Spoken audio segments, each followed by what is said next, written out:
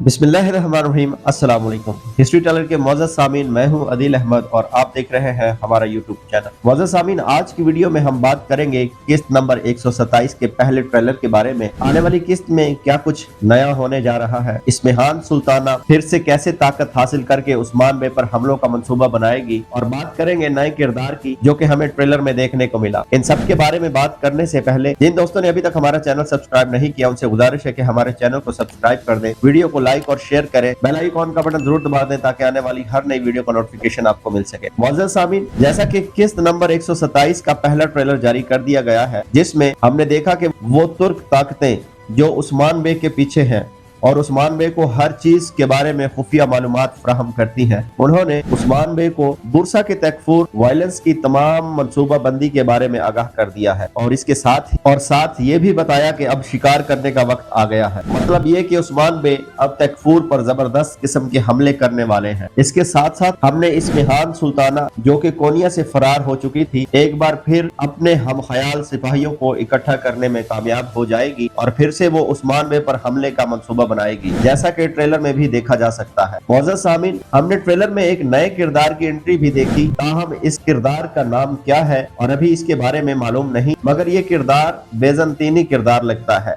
ये बात तो वाज़ेह है कि ये बेजंतीनी तकफूर भी हो सकता है जो कि तकफूर वायलेंस की मदद करेगा और ये भी उस्मान की बे के लिए नई मुश्किलात पैदा कर सकता है।